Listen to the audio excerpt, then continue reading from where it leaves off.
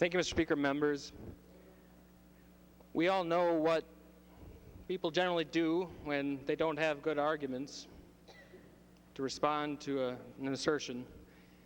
Turn to ad hominem, turn to red herrings, compare things to difficult struggles that involve contentious issues, the civil rights, the Civil War. That is not what we're talking about here. As Representative Gottwald clearly pointed out very well, and Representative R-Eagan referenced this too, this is different. For decades, our country has been walking down a road to a cliff. The cliff is getting closer and closer. And what is the cliff? The cliff is the end of any limitations on the powers of the federal government to regulate and pass laws that affect Minnesotans, or people from Rhode Island, or people from Massachusetts. The cliff is the end of state sovereignty. The cliff is turning the 9th and 10th Amendments into meaningless recitations that are ignored wholly. And the cliff is eviscerating the enumerated power structure of our Constitution. James Madison, I think, was a pretty smart guy. He, in 1798, saw a law come down from the federal government, which was pretty young then. A couple of laws, the Alien and Sedition Acts. None of us were born yet, but we know our history and we know what they were. Part of those laws basically banned speech against the government. What did Virginia do? What did James Madison and the Virginia House of Burgesses do? He passed the 1798, he led an effort to pass the 1798 Virginia resolutions that stated that the Alien and Sedition Acts were null and void because they were beyond the power of the federal government to enact. Members, where would we draw the line? What kind of laws are we willing to accept just because the federal government passes them? If this Affordable Care Act is acceptable, and we think that the federal government has the power to regulate inactivity and tell us what we can and cannot buy and tell us how to use our money, what's next? Where do we draw the line? So the argument that this is a crazy argument, well, the statement that this is a crazy argument is just simply not true. It's without merit. What's crazy is to ignore the road we've been going down for all of these years and to ignore the erosion of the protections built into our Constitution by the framers. Members, I ask you to think a little bit about the 18th Amendment, passed in 1929. I believe. But prohibition, the 18th Amendment, banning the sale of alcohol. That was 1919, wasn't it? Whenever it was. Thank you. 1919. The 18th Amendment. Why did Congress feel necessary to pass a constitutional amendment to ban the sale of alcohol in the United States?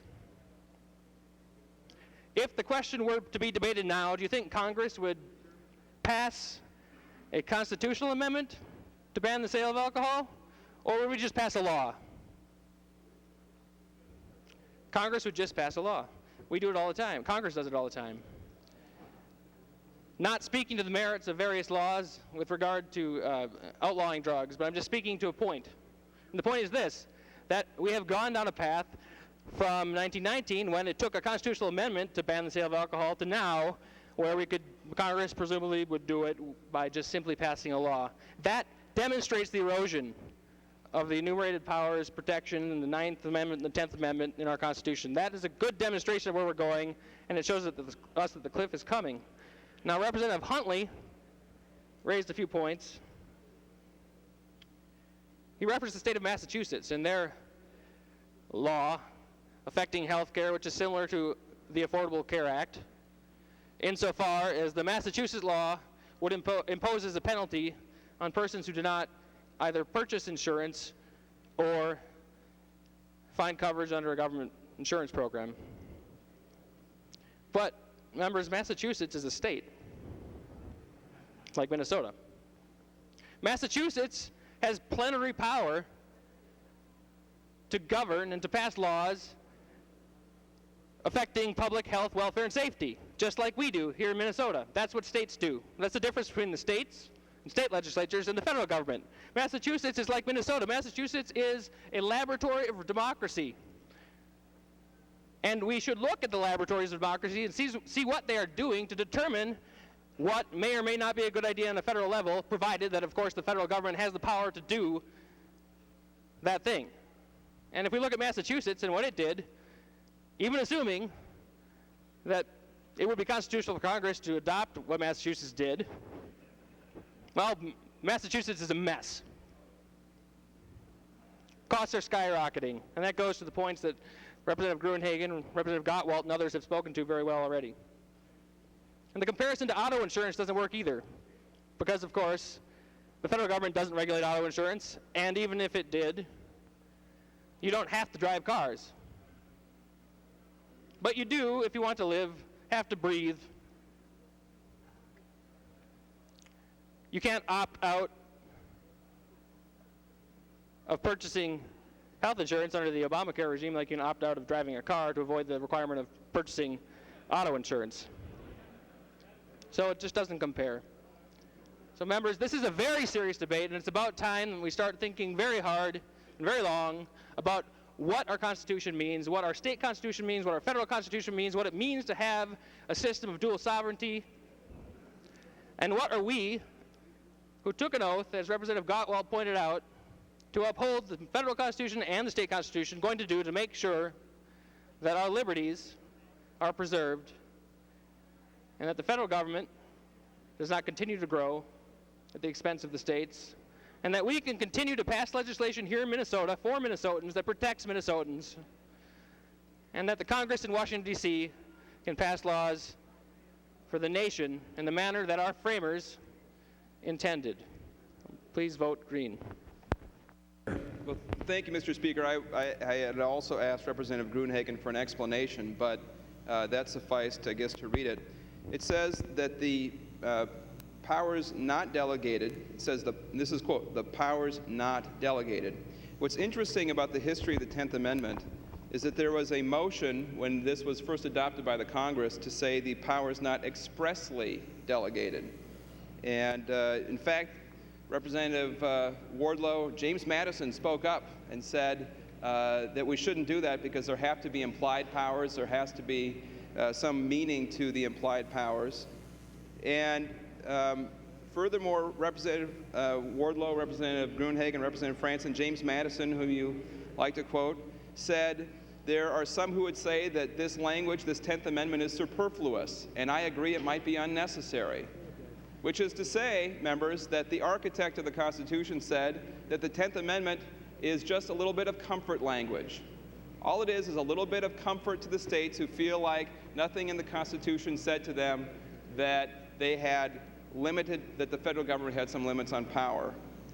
Members, states' rights are a truism. The 10th Amendment is a truism. That's how the Supreme Court has interpreted it forever. That means that there's nothing in the 10th Amendment that creates really an independent ground for any kind of legal argument.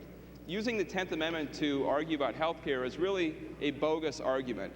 And it's obviously very passionately followed by certain members of activist organizations in the United States today. But it doesn't change the fact that the argument is legal hogwash. If you don't like silly, I'll use hogwash. And I'm sure Representative Westrom will like hogwash as well. Members, the problem with this amendment is not health care policy. We have a debate about health care policy, and that's one thing. I understand it. The problem with the amendment is that it's illegal and unconstitutional. Representative Simon addressed this, but your amendment is illegal and unconstitutional. It says the state of Minnesota does not have to follow federal law. That is not true. Now, I understand that you like to challenge the constitutionality of that. Great. Join the briefs. You probably have. There are lawsuits underway right now, but for the state of Minnesota to say that we don't have to follow federal law is illegal. Members, that's the only issue in this amendment, whether the state of Minnesota can put itself in front of federal law and that is in violation of the Constitution. There's no 10th Amendment argument that justifies this. There's no constitutional argument that justifies this. There's nothing that justifies this amendment. Why don't you can pick any federal law that you want and say, we don't have to do it. We could call this the We Don't Have to Do It Amendment. It's the same argument that was made in the 1960s and the 1860s. It's been settled by blood in both occasions. And members, it has no place in this body. Abraham Lincoln is up there. Civil War heroes are in statue and painting throughout this body. Members, I have an amendment to this amendment that I'm not going to offer, but I had drafted, and it states the position pretty clearly. The amendment I have drafted would make the official state song of Minnesota Dixie, and it would take down that portrait of Abraham Lincoln and replace it with Jefferson Davis. That's what this amendment stands for, Representative Gruenhagen. It has no place in this Capitol building.